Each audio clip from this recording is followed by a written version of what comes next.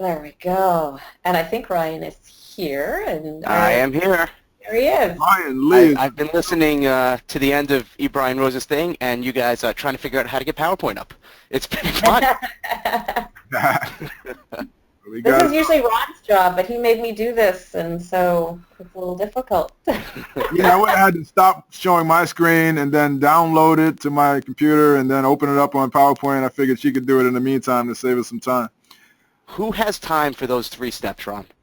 We are way too busy for those 8 seconds of steps. Let's rock, baby. Come on. Looks more professional this way. So Ryan Lee is one of my favorite people to follow on the internet. Man, he's just a down-to-earth lifestyle entrepreneur, and I think he resonates with me so much because I'm the same way. I'm like that lifestyle entrepreneur. I want to work close to home. I want to spend time with my kids. I don't want to have a huge office with 100 employees and be responsible for them. I just want to make as much money as possible and live the lifestyle I want to live, and he's the guy that you follow for that.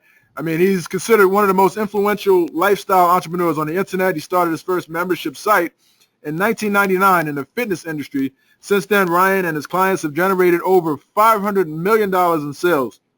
He's a contributor to entrepreneur.com. He's been featured on the front page of the Wall Street Journal, has written 2 books, and is the founder of Freedom University, that's Freedom with a Y, the world's largest lifestyle entrepreneurship training resource for fitness professionals. Today, Ryan's going to talk about how to turn your writing into long-term continuity income, which is something that everybody wants to know how to do. Ryan Lee, how did I do on that intro?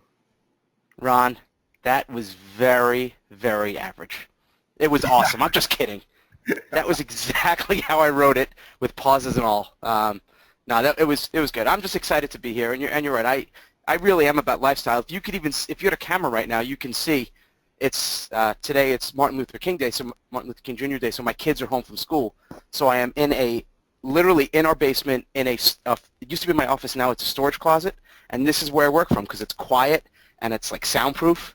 And there's no place I'd rather be than being able to do this and do this from home or Starbucks or wherever I want, and impacting a lot of lives. So it is, to me, it really comes down to the freedom. And I know the topic is going to be continuity income and how that's going to give you more freedom.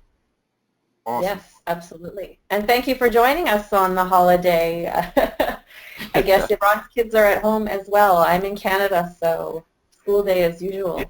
Yeah, I did, and when we booked it, it didn't show up on my calendar as Martin Luther King Jr. Day, so I'm just like, oh, of course, yeah. But, once I commit, I gave you my word, so I'm doing it. My kids are running around like animals upstairs. But we do have our babysitter here now, so we are all good. We're here to teach, to have some. But and I already said, hey, guys, I'm downstairs recording, so don't come, because I have 4 kids. So if you hear, a knock on the door or I start yelling at someone, just know that I'm still paying attention to this. Yeah, absolutely. And we love kids, so no problem there at all. Cool. All right. Now, you're still showing a picture from like 1999, or you still really look that young? Which, let me see, I can't even see the screen. Oh, and you know what? And I don't know how to go back on the slideshow, so I can't. You might press up arrow or something? Upward, sideways? Oh, Ryan, don't make me do it.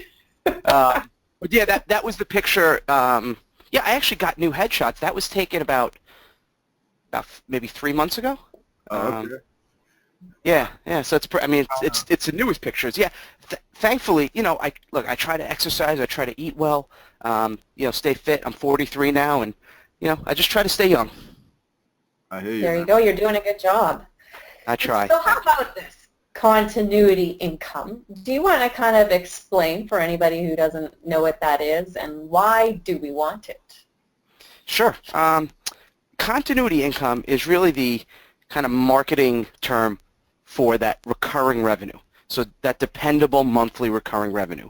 So, for example, I know there's a lot of writers on here, right? This is all for writers and authors, and it's great. And I've written a couple books and contributed to a bunch of books. I know Ron has sold about 500 million books. Like, you can do really well selling books, and there's nothing wrong with that.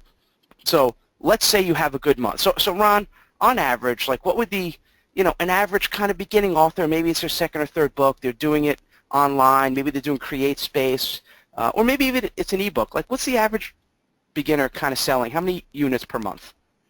Per month? 20, 50, yeah. Maybe 50 to 100, maybe. Okay. Depends on how much of a build up you did before you released Right. it as well. Okay. So let's just make the math easy. Let's say they're doing a good job, and they got a nice social media presence, and they're doing everything that you're teaching, and they sell 100 a month. And let's just put a number on it to make it easy. Let's just say it's $20 a book. So $20 times 100 is $2,000 a month, right? Right. Gross. That's assuming you didn't do any paid traffic, and there's no customer acquisition cost. So perfect world, that's $2,000 a month, and that's great.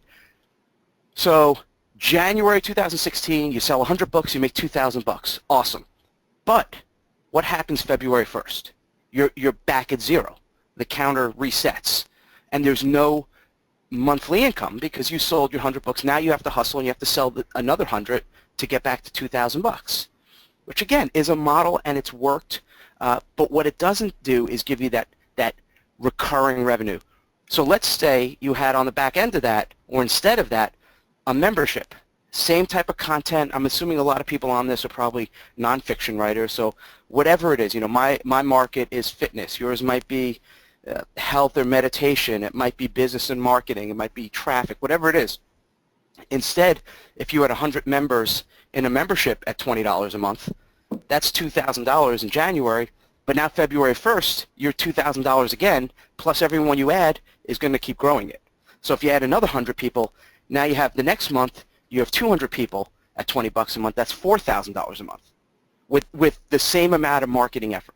So that's it. I mean, that's it in a nutshell, because it takes off so much pressure knowing you have 3,000 members paying $30 a month every month.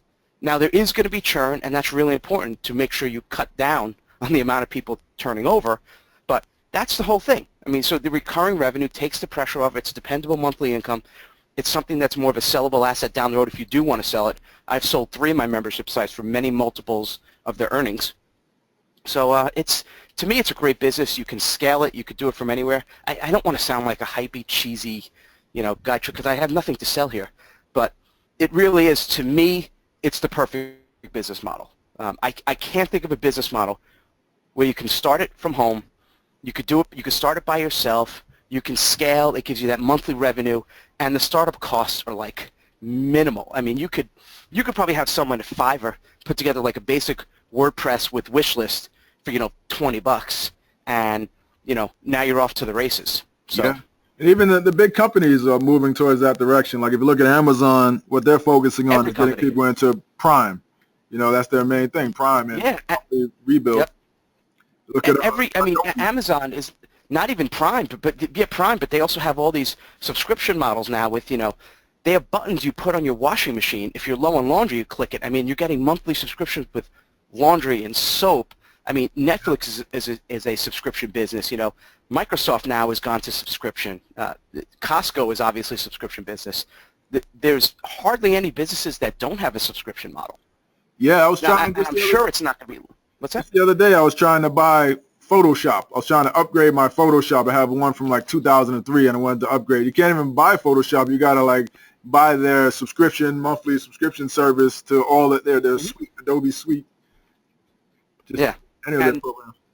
Yeah, they do that for a reason. I mean, because subscription revenue is it. I mean, that truly is the holy grail for business, and that's where I pretty much won't touch a business. I won't start one or invest in one unless there's some type of recurring revenue potential. Right. Otherwise, it's too hard. You're always in the customer acquisition phase. And the other thing I like about it, just mentally, emotionally, it feels better for my soul, is that when you're only selling a one-time product, be it just a book, an ebook, a widget, a DVD, whatever it is, your mindset is always in customer acquisition mode. And I get these emails, and I see it all the time. Dude, how do I get clicks for 5 cents? And everything's just about that. Whereas if you have already 1,000 people in your membership or in your recurring revenue program, it shifts to, let me just keep them happy. How can I help them more? How can I deliver them better results so they stick around? Because I've developed something in our business that we have essentially, well, I don't want to get too far ahead because I know you have a lot of questions, but I mean, you could ask me one question and never have to talk again. This is the easiest interview. That's okay too. Totally. So I'm thinking though, people are listening and thinking this sounds really great, right? So, but then they think about their subject area and they're like, well, how do I come up with that idea? Where do I find continuity opportunities with my business too? Or, Yeah. Well, this, the question is, are people going to, okay, here's the thing. And Ron, look, you've known me for a very long time. We probably go back like almost a decade or so. I always cut to the chase, and I'm always going to tell people the truth, always, even if it costs me money in sales. I don't care, because I just can't live with myself if I don't. Recurring revenue is not the easiest thing to sell. I mean, it's the holy grail, but it's one of the most difficult things to sell. And what happens is most people get excited about the thought of a membership site or the thought of recurring revenue, and they put their needs above the needs of the members. So here's where I know they're not going to succeed. We'll do a coaching call, and just the words they use tell me, they go, I want to create a recurring revenue program. I want a membership. I want this. Or one guy, and I kid you not, I did a coaching call with him, and he said, I want to create a $97 a month program. I said, okay, well, what's your market? He said, I don't care. I'm like, well, what do you mean? And I wish I had an imagination good enough to make this up, and he kept saying, it doesn't matter, I just want to create a $97 a month program, what should I do? I'm like, no, you don't understand. What are you selling? What's the need? What's the want? What's your market? It doesn't matter, I just want $97 a month. I want 100 people not to do anything. And I'm like, look, I'm not the guy for you. Go spend $7 plug-in push button crap. I said, I'm not your guy. But you really, to make this model work, now I'm talking, there's really a bunch of different types of recurring revenue programs. There's software, the software as a solution. So, but I'm not talking about that. I'm talking about like more of a content-based membership, because the authors and experts here, that's probably what they would do. Mm-hmm. It's really about figuring out, like, taking care of people and giving them what they really, really want, and getting your head out of it. Getting it at, like, is your membership site truly going to deliver them value? Is it something they really, really want? Because otherwise, people would rather pay one time. They'd rather just buy, believe me, they'd rather buy your book for $20 than pay you $20 a month. So you've got to get your head out of it and say, okay, if I'm a member, if I was whatever this market is this something I really want? Is this something that I'm willing to pay $20 a month for? And is this something that when I see this offer, man, I can't get my wallet out fast enough to buy? It's just like, I'm in 100%, like, you had me a join. So you got to get to that space, and so few people are willing to put in the blood, the sweat, the tears to get to that, to create that type of offer. And here's another giveaway. They'll say, what's the least amount I have to do a $27 a month membership? When they do that, they're never going to last for long. They might have a launch, and they might get 100 people in the first month, or 200, even 300. But I'll tell you what, and Ron, you know this well. You've seen a lot of guys in the marketing space do this. They come out with one, and first month they get 300 members. Month two, maybe they get another 100, and then it starts to dip and dip and dip, and it starts to drop and drop because they're on to the next thing. They don't really care about it. They don't care about their community. And 6 months later, they're down to 13 members, and that's when they call me. And then they say, Ryan, our membership site has dropped, 90%. What do I do? I look at their site. I say, well, you haven't updated in 3 months. When was the last time you emailed them? Well, I was doing another launch. Well, tough shit. Pardon my French. You better take care of them. It's like joining a gym and then the gym not even opening. Like, it's so disrespectful. It's such a terrible way to run a business and live your life. Like, live with integrity. So that's the stuff I actually just is doing it the right way. And I don't even think I answered your question. I'm going around in circles. But it's just something I get really passionate about. But I will tell you, there are topics that are suitable for memberships, and there are some that aren't. Because some, I know what my point was. I'm coming around to it, Alice. I know. They're trying to force this recurring revenue program. Right. There are some topics that are just not good for recurring revenue. Most are, some aren't. So, for example, and I had a client, I consulted with him about, 6 months ago, a fitness professional, and he said, I want to do a membership site for women, for fitness for women who are about to, I don't want to give away the, I'll do something a little bit different, but it's the exact same, it's the same concept. For women who are, let's say, about to get married, or let's just say about to have a baby. Okay, so pregnant women, fitness for them. I said, okay, that's great, but they're not gonna stick around for a long time. He goes, well, what do you mean? He's like, I want to charge them $20 a month. I said, but you know, here's the thing, they eventually have the baby. Like, you know, they're not going to be pregnant forever, and it takes them a month to even know they're pregnant. So at most, you have 8 months, which is great if you can keep them. But you know, what's the customer acquisition cost? What's the lifetime customer value? There's a lot of questions you have to answer. And why do a membership where you hope to keep them on for a year or two when you know they're gone after 8 months? He said, well, wouldn't they stick around? And I said, you know, I have 4 children. Our youngest now is 6. We are so far out of baby phase. Like, we're not having any more kids. There's no way my wife is going to be part of a membership site now, paying $20 a month, listening to all these pregnant women. Like, we're out of that phase. So think about that. Like, is it event-based? Is it, you know, get fit for a reunion? Is it a specific event? That's not going to be the best for recurring revenue. Maybe that could be a few months of recurring revenue, a program, you know, a 12-week get fit pregnancy program. If you're thinking long-term, maybe it's 2 different membership sites. One's, you know, get fit while you're pregnant, and then the next membership is, oh, I know you're going to leave now. Congratulations, you had your baby. We have a new program called, you know, get fit, you know, for new moms. And now all of a sudden, okay, now it makes sense. But that's a different model. So does it make sense? Is it something people are going to stick around for? Is it a topic where there's always new and fresh information? You know, if you're doing a topic about Facebook ads, I mean, there's always something new. Every day there's something new. So that works. But if it's something that's, you know, if it's a content play and it's, you know, just how to make money as an author, there's going to be some evergreen stuff. There's going to be some new stuff. So, I have no idea if I answered your question. I just go off on tangents. But no, that's good, because that's a very good point. Yeah, like you want them to stay on, and that's kind of the tricky thing, is that what do people stay on for? You know, it is tough. Like you said, it was tough to sell if it's just paying for information.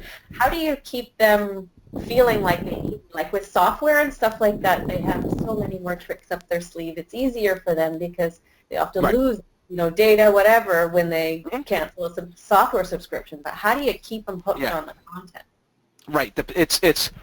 I think Dan Kennedy might have coined that term originally. It's the pain of disconnect. Right. It's like that's why the best recurring revenue models are, you know, email systems where like all of our emails are in there. It's a pain in the butt to move. Shopping carts, you know, if all your stuff is tied in with like Infusionsoft, it's a real nightmare to move it. If all your photos and everything you have is in Dropbox, it's a pain in the butt to like not pay anymore. Those are very strong. If it's a content base, a quote I've said for years, and I said it for so long, I don't even remember if I even came up with it originally, but I know everyone else says it now. I think I said it first. It was, for a membership site, people are going to join for the content, but they'll stay for the community. So, you know, it's, and some people misinterpret that, and what they do is they say, oh, okay, community's how they stick. I'm just going to promote this as a paid community. And I think that's a mistake, because no one wakes up in the morning and says, you know what, man, well, let me see, Alice or Ron, just give me any market, any topic. Just give me one. Golf. Golf, okay. No golfer wakes up, or very, very few, wake up and say, you know what, man, I stunk last week at the golf course. My buddy beat me by 3 strokes. You know, I really want to join an online golf community. Like, who says that, right? What do they say? I need to hit this ball. I just got to crush the ball. I want to beat my friend. Like, that's the emotion. That's the stuff. So they're going to join for the program on hitting it further, on getting rid of your slice, on how to, you know, be a better putter, like all this stuff. They're not joining because of the community, but once they get in, if you do a nice job with the community, they're going to stick around for that because they have friends, and then the pain of disconnect becomes much more strong. I mean, if you're a member, we belong to a couple of clubs here. We belong to this thing called the Winter Club, where it's this outdoor skating rink, and there's this community and activities, and all of our friends are there now, and if we left, there'd be that pain of like, oh my God, we're missing all this stuff. Same thing with online communities. But again, that's not the selling point. So we sell the content, but they stick around for the community. Unless, now when you combine and have really good content, really strong content that just like hits a bullseye every time, and you use some like incentives to keep them around for the next thing that's coming soon, along with the community, along with the support they need, because I call it the 3 C's of continuity: content, community, and coaching. When you get all three, each of them could work by themselves, but when you put all 3 together, that's when the magic happens. I mean, our churn rate is usually around 2%. The average is well over 10. Right. So when you say community, what format? Like, where do you host your community online? Do you do it on your own website? Do you do Skype? Do you do Facebook? What's your go-to? Different sites, different purposes. So I have a few, and years ago I even did a training program about it, setting up paid communities within just Facebook. I get a little nervous with that. Now it works, and I have hundreds and hundreds of clients that have done that successfully. I get a little nervous with, Facebook terms, and all of a sudden like, oh, well, we're not allowing that, and, we found out you're doing it as just a paid community, so we're canceling it. So I get a little nervous, but so Facebook tends to be the most active community because people are on there all the time. If you look at anyone on their phones, a lot of times they're just on Facebook. So, and there's always that little red thing, bing, hey, there was another message in here. So it's a very active community. Except we now have a new membership where it's purely on a forum, though. I purposefully chose to keep it on our own site, our own server, because I wanted to build that community that doesn't rely on Facebook. And also, look, I love Facebook. I know before this, Brian Rose was talking about Facebook ads, and we do a lot of Facebook ads. But there's still, billions of people who are not on Facebook. Think about, I guarantee you, Ron and Alice, if you went to like 20 of your closest friends that are not quote-unquote online marketers, but just regular people, friends you have that you worked with in the past or, socially, I guarantee you out of the 20, there's 2, 3, 4, maybe even 5 that are not on Facebook. Right. And if your only community is just Facebook and it's a paid membership site, you might be, kind of shooting yourself in the foot a little bit. Yeah, you definitely do lose that way. But on the other hand, too, like if someone is starting a membership and like to do it on your own site, I think you have to have probably a larger member base, right, in order to make that work. Because growing a community is hard, and like you said, people can't just say, "Well, we've got community and it's going to work," because you have to be posting, you have to, guide the content, guide these people to start interacting, and right. The Facebook makes that easier because you probably need a smaller group to start making that happen. Well, yes and no. Well, in any, whether it's Facebook or whether it's a forum, the reality is just a handful of people are even going to be active. There's going to be most of the people are going to be lurkers. Yeah. So if you launch today, and let's say you put 20 members in, even if you did it in a Facebook group, you're only going to have 2 people interacting. Like in Facebook, they might interact even more. Maybe they'll do 10 posts a day, but you're not going to get all 20 anyway. And you'll probably have 2 of them who aren't even on Facebook and like, oh, damn, I can't, I can't even join the community. I'm out. Sure. So you will get some of that. But this is and you bring up a really good point, because this is the most crucial time is the beginning, like during the onboarding phase, when you haven't yet launched and you want to get that active community. So what we do is we are really, like every email at the beginning is, and every follow-up we ever do is always about go on the forum, introduce yourself. Like it's all about introducing yourself and setting the tone. And then we have, so if you're going to have an internal forum, I think most people know what it looks like, right? There's different categories, and within that categories there's threads. A mistake people make when starting a membership site or private forum is they'll come up with like 10 different threads or 10 different categories. So for example, let's use the example that Ron said before, golf. Okay, so they'll call it, let's say, the Golf Performance University, right? And then you log into the forum, and they have a category, golf power. Then there's one, choosing the right golf clubs. And they'll have another category, how to reduce your slice. Another one's going to be putting. Another one's going to be like, find a golf course. And you have like 7 or 8 things. And if you don't have a lot of volume, there's a bunch of those categories that are going to have a zero. You know, you look there at zero, and they're going to look like a ghost town, and it has the opposite effect. And as people think, oh man, this place is dead. So what I recommend is everyone who has a membership site, when you start, just make one category called, you know, general talk, you know, golf talk, golf chat, and put everyone there until you get enough traction that, okay, there's enough people talking about this specific topic, let's make a new category now. Because otherwise I see this mistake all the time, and there's 7 or 8 posts and categories that are dead. So you want at least to have the illusion of traction, and if you don't have a lot of members, if you don't have a big list, and you're launching and it's kind of a slower launch, anyone like people who are your friends with who play golf, like seed it with them, put them in there, say, look, I'm going to put you in for free, but please just do me a favor, come on there, interact, ask questions, just to get the ball rolling.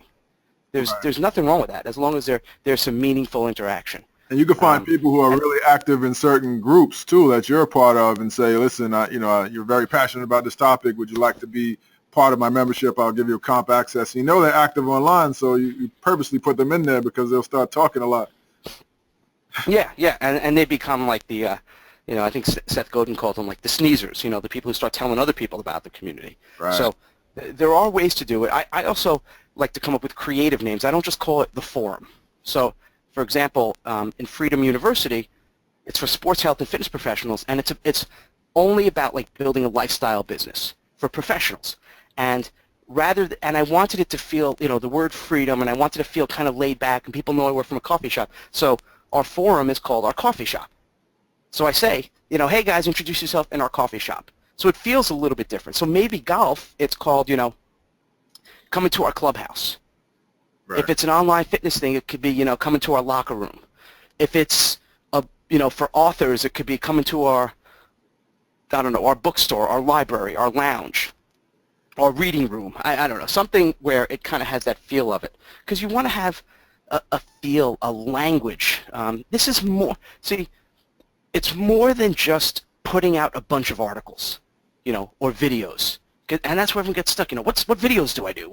How long should they be? I mean, and sure, I can answer all those questions too, but it's about the feeling, the theme, that sense of community, that sense of belonging, and people like, man, I just like coming here. I like the content. It's organized. I'm not overwhelmed. It's easy to find what I need. They're not just throwing a whole bunch of crap at me. Like, it actually makes sense. There's a calendar. I know what's coming, and the content is consistent. I know it's going to come every Monday. There's going to be an update. I see for the next month, here are the 4 things that are coming. So there's a lot of things within that. But again, I have no idea if I answered your question, but I hope I did.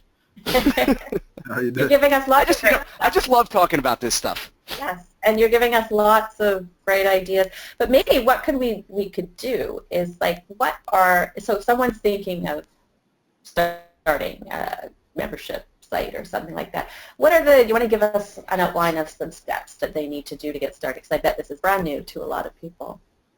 Right. So first thing you do, obviously you try to you find a site that's working. You find a model that's working. If there's no one in your world, in your market, who has a membership site, who has a paid one, I'd be really cautious. I don't like to reinvent the wheel. I like to find what's working and find a way to make it better. With that being said, obviously, step number 1 is you're going to find that market. Who is it you're selling to? And with memberships and subscriptions, the more niched you are, the better. Just, make sure there's enough market, right? So with our membership at Freedom University, I could have made it niched and made it just about personal trainers, right? Because that's its own market. But I took one step out, a little bit of a wider lens, and I included sports health and fitness. So now we have health coaches. We have people who are baseball coaches, hockey coaches. Like it 100 times improved our potential market. I could have done very well with just the personal trainers. In fact, my first membership site was Strength Coach, strengthcoach.com, and it was all for strength and conditioning coaches. That's a really tight niche, but we did really, really well with that. So it's figuring out who your market is and what are their. This is like, I don't want to. I'll get into some more meat, but it's like marketing 101, but everyone skips this. So figuring out what their real wants are, what are their desires, what's missing in the marketplace. You know, are there communities, are there other memberships, but they're really not addressing a specific need. So for example, there's a lot of business and marketing training for fitness professionals, but no one really doing it about the online business the way that I do with Integrity. There's a lot of guys I found that were former clients of mine that are, you know, charging $25,000, and everyone's coming to me being like, man, these guys screwed me. You know, they're not teaching me how to market ethically. You know, it's just feels wrong. So you got to find your space in the market. Then you look at, okay, what is it? What's my kind of positioning in this market? What am I going to give them? Right? Am I going to be the kind of all-in-one library where you come in, it's kind of like lynda.com where it's just all this different stuff. It's kind of random. Oh, there's a video on, you know, on putting better. There's a video on driving. There's a video on this. Or is it, you know, this is a very specific thing about golf fitness, right? All we do is training for golf. We're not going to teach you how to putt the damn thing. We're going to teach you how to do strength training and conditioning. So is it going to be follow-along videos, or is it going to be print workouts? You know, what are they going to get? And what's the real point of them joining your membership? Is it to save money? Is it, you know, hey, this is the one place, everything at your fingertips? Is it about a little bit about the community as well? Is it about one expert? So what's your positioning in there? So when you start to kind of figure that out and map it out, and this is the time, you know, that takes a while. And, you know, every day I go for a walk, like a 20-minute walk, and just think. That's all I do is I just think. I strategize, you know, and what I do is I put myself in my client's shoes. So I'm a golfer. What is it I really, really want on a deep level? Then we start looking at what are your, you know, what's your budget? What are your software options? Because there's hundreds of software options. You can go everything from, you know, using a really simple thing, kind of done for you like Gumroad, where they'll process the thing. It's not really there's no real community built in. It's just the actual products. Right. To we're using for one of our sites now MemberMouse, which is, you know, anywhere from 20 to like, you know, $300 a month. WordPress hosted type solution, and there's some membership software that work with large associations that charge, you know, $20,000 and everything in between. So it just depends on what your needs are. There's a lot of local, you know, Wishlist. I mean, tens of thousands of smaller membership sites use that. There's if you have Infusionsoft, there's plugins that go with that. If you have Ontraport, they have their own built-in plugins. So it really depends on your system and your budget. Mm-hmm. I would say you look. I have no affiliation with any of these cards, so I could give a crap. I'm just going to tell you like it is. For most people starting out, you don't need Infusionsoft. You just don't need all that power. And I have an Infusionsoft account. We don't use any of this stuff, and it drives me crazy because there's a lot of marketers on. And they try to show you all this sophisticated stuff, and they try to overwhelm you with, oh my God, look how cool I am, look how smart I am. There's 85 tags. If someone cancels, if they cancel on a Monday, send them this one. If they cancel on a Tuesday while having lunch, send them the bagel comeback offer. And, you know, then double tag them and put them in this 75 autoresponder sequence. But make sure there's a webinar on the third email. But then the downsell webinar offers it for, and everyone gets so overwhelmed, and no one does anything, because then you got to pay them $15,000 for them to do your funnel for you. It's all bullshit, and it drives me crazy, and that's why I don't go to any of these events. I'm just so out of that world because I just see. I've spoken on all the stages, and I know a lot of the players. There's some really good guys, and there's some just absolute scumbags, and they don't make any money, and they act like they do, and they screw people. And I know you didn't ask me that question, but I just have to tell you anyway. So it depends on what your budget is. Ron is just sweating. He's like, oh my God, what the hell did I have Ryan on for? So, you know, like I said, there's a bunch of, so Wishlist is a really inexpensive solution. And it plugs into WordPress, right? So if they have it's a WordPress-based one, right? Yeah. Now the new Kajabi is like a hosted one, so they kind of host everything, so you don't need WordPress and a WordPress plugin, but there's going to be a monthly fee. There's another one, the Rainmaker platform, same kind of concept. It's a hosted member blog solution. But those, you know, you're going to pay between $100 and $200 a month. But my point is you don't have to spend tens of thousands of dollars. Prove your concept first. But get the proof of concept first. You can always switch. Like it's a little bit painful, but it's not the worst thing. I mean, I've used just about everything. But please don't feel like you got to spend $15,000 on a setup and a professional sequence. I mean, even now we have, for this newest site, I have all the resources in the world. We use MemberMouse with Aweber. Done. And it plugs in with Stripe. Like, that's it. We don't need anything else. So, and it's almost as, we just launched 2.5 months ago. It's on track to be a 7-figure business within like 2 or 3 months. So you don't need all the crap, right? We don't have all the advanced plugins and all that stuff. It's a very, very simple thing to run, to manage, to oversee, and to grow and to scale. So you get your site done, right? I suggest you hire someone. You don't want to do that yourself. But with WordPress, I mean, again, Fiverr, you could probably get someone to just install the thing for like $20. Whatever software you're using, they're usually going to say, here are our certified developers. So if Wishlist, ask around and see who built the Wishlist sites and get names and recommendations for people. But don't screw around and try to do that yourself. I was working with a trainer about a month ago. I did a call, and he said, I want to build a membership site. He said, I've been working on it. I said, well, are you doing it yourself? He said, yes. I said, how long have you been working on it for? He said, 9 months. I'm like, but you could have had a baby in that time. Like, why is it taking you 9 months? Like, well, you know, I really want to learn it. I said, why? Like, your job is to grow, is to grow the company. You're the visionary. You drive the business forward. You're not supposed to be sitting there for 17 hours watching WordPress videos. Like, that's not where you should be spending your time. You could have paid someone $300 and had the thing up 9 months ago, and you could have been generating traffic. So you get your site up, and then you come up with a very specific calendar of content. Now, depending on the market and your positioning, and are you going to position it a little bit more as a coaching, higher end, or is it lower end with a lot of volume? I like to do one content piece a week. Different themes. We have something called our masterclass. We have a live workshop. We do our Freedom Lab. So every week there's a different theme, and we update it every Monday. People know what's coming. I email my list every Monday, and that's it. I mean, that's how we get started.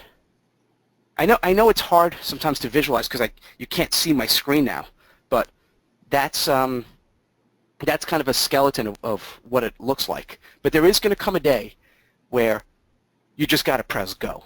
You just got to do it. Like, you know, enough of the overanalyzing, enough of surveying your list. Like, my God, you've surveyed them 55 times. Just launch the damn thing. That's the only way to know. The only way to know is if someone takes a credit card and signs up for it. And if you want to get more people, then offer a $1 trial for 7 days, for 14 days.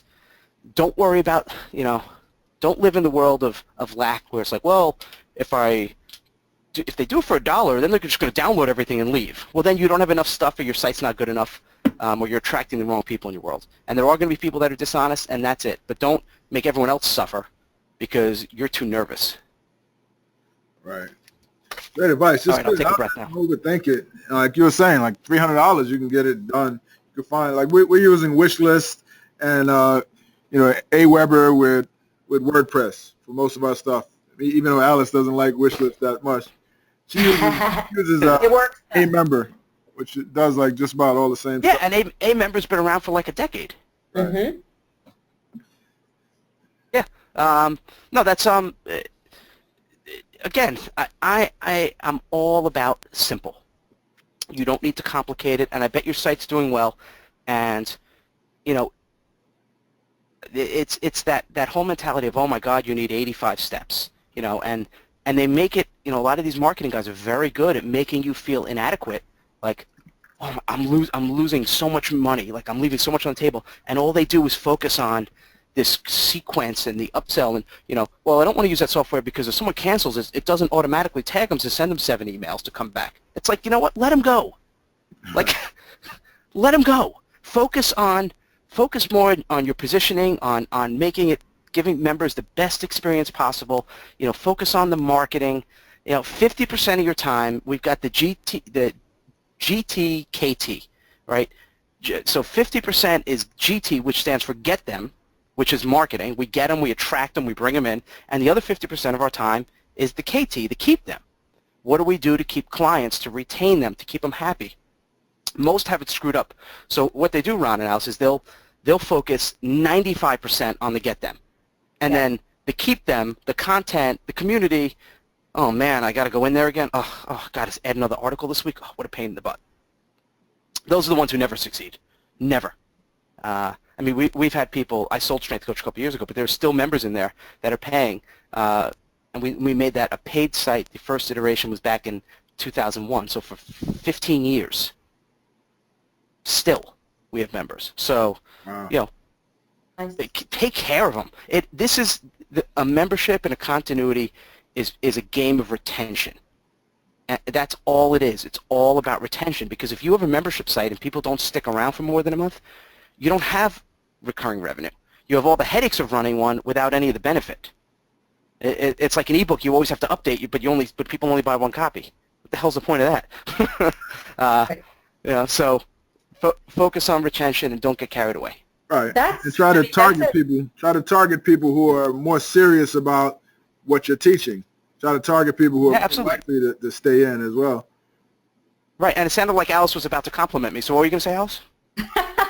Actually, we're getting a lot of compliments for you, and the question area saying how they're appreciating your honesty.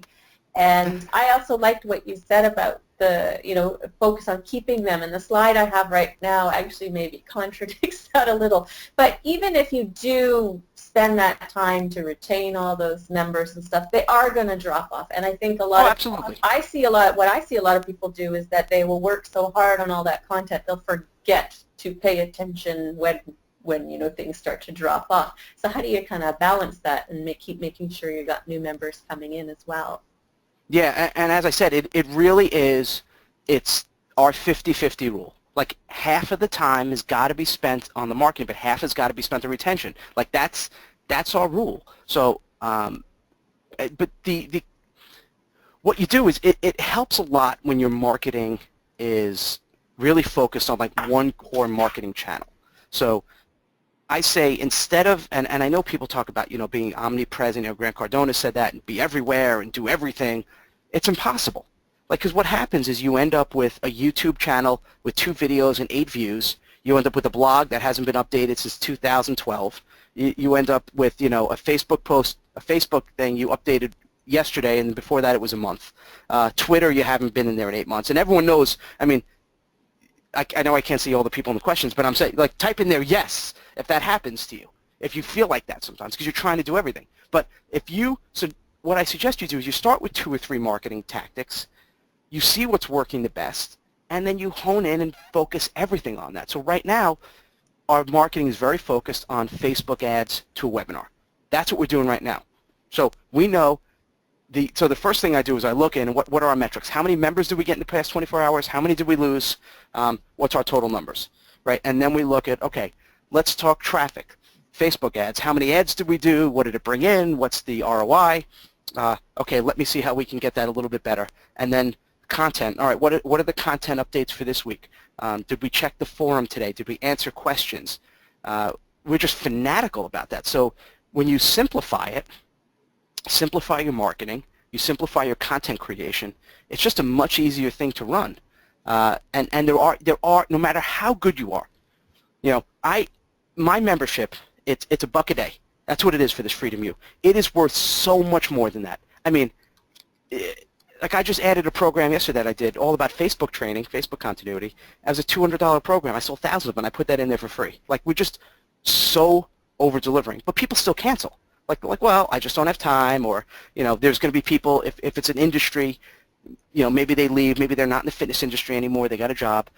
If it's a golf site, they just had back surgery, so they're not going to be playing for 8 months, so they're going to cancel. So, people, it happens, and, it's really sad, but, people die, too. Like, it's just, there's going to be retention and turnover. It's just a part of the thing. So you can't get it to 0. You're never going to get it churn to 0. So don't even try. Get it as low as you can, and you do it by taking care of them and making sure they're okay. There are other people that have the breakage model, and there's a very, very well-known marketer. I'm not going to say his name. Everyone knows who he is. I spoke at one of his events, I don't know, like 10 years ago, and I spoke about membership sites. And we sat down at dinner, and I'll never forget this. He said to me, he's like, we used to do a membership where we'd mail the people like a monthly newsletter. And, I remember we got a couple people that, the letter came, the newsletter came, and it reminded them that they're on subscription, so they call up and cancel. He's like, so never, ever remind them. He's like, you get them in, you set them up with their account, and you never email them again. And I'm just like, that's the worst thing I've ever heard in my life. Like, your whole model is about sneaking in, billing people, and hoping they don't see what you got. Now, I guess that's a way that people make money. It's not a way I'm going to do it. And this is kind of hit that right away. I'm like, all right, I'm never going to work with this guy again. So that's what a lot of people teach. I'd much rather be upfront with the content, tell them what we have, and the people who are serious and who love it and who become your evangelists are going to stay and tell everyone they know about it. And the people who don't, the tire kickers, the people who aren't serious about it, they're going to leave, and that's okay. You can't please everybody. Please your audience, the people that are really going to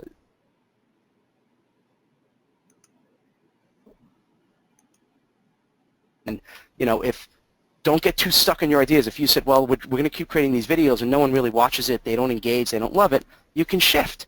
With Strength Coach, our whole thing at the beginning, I ran track in college, and I was a sprinter and captained my track team, so I talked a lot about speed.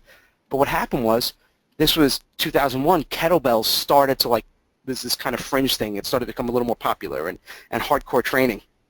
And we started doing more and more about training and hardcore training. And then people started asking about business. So we started doing articles and training about the business of strength and conditioning. So, listen to your members, go with the flow, read every email.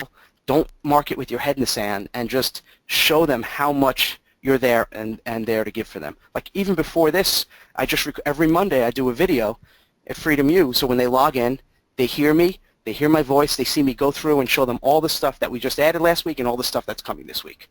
To show them, I mean, the two most powerful words in a membership or a continuity is coming soon. Mm-hmm.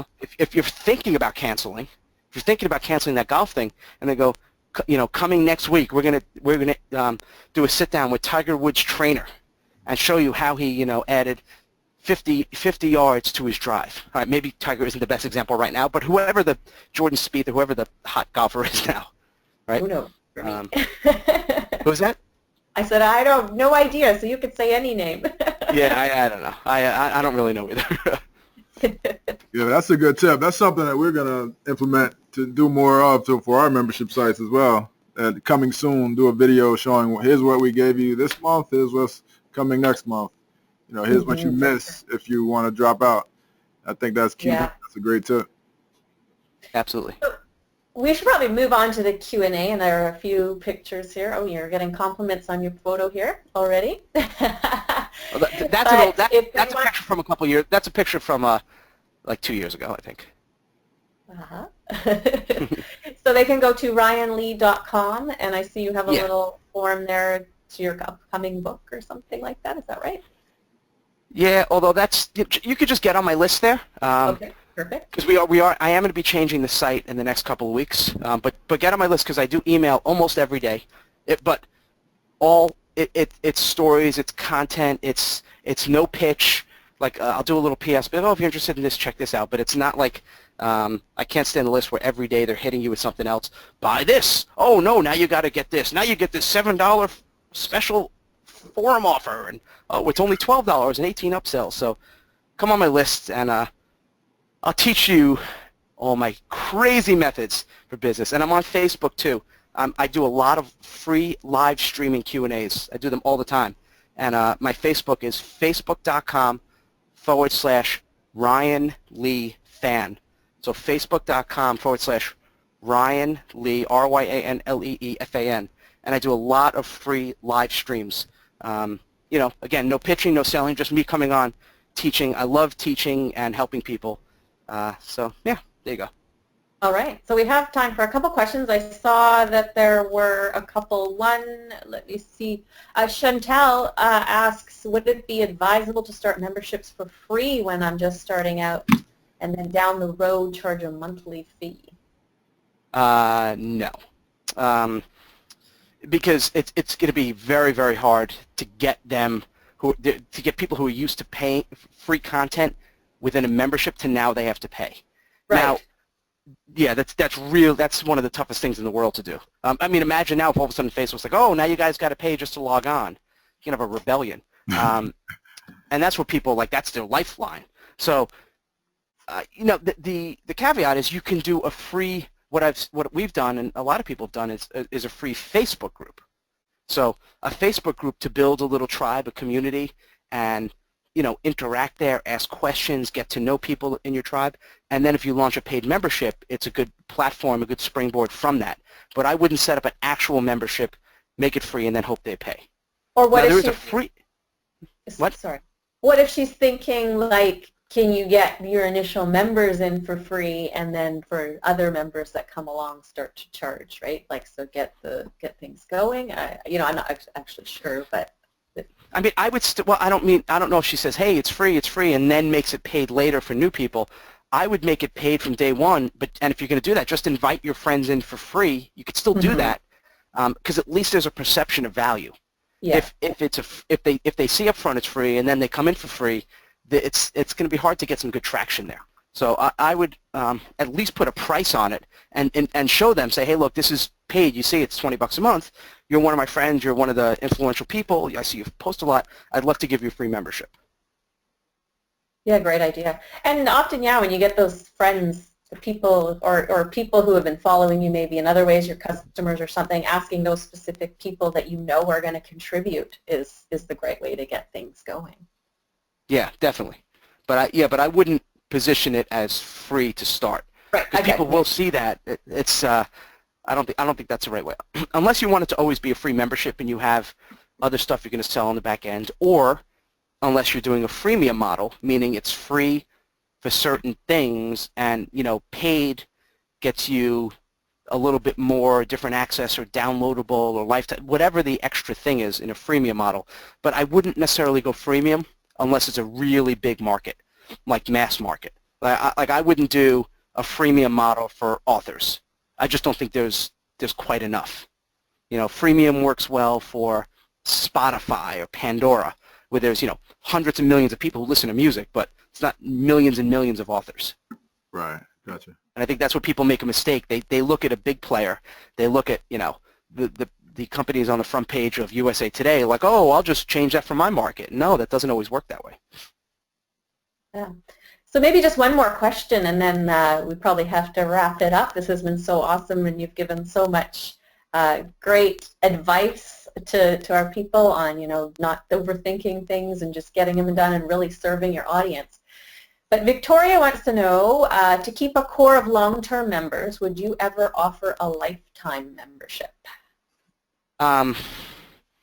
It's a great question, and I know there are people who do offer lifetime memberships. And I have, and I usually regret it. I don't love it because you have to still service them forever.